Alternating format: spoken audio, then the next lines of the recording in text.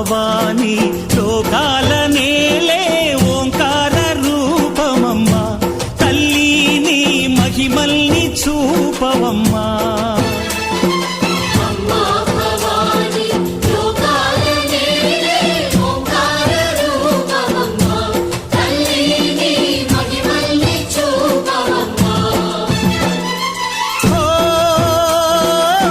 సృష్టికే దీపమా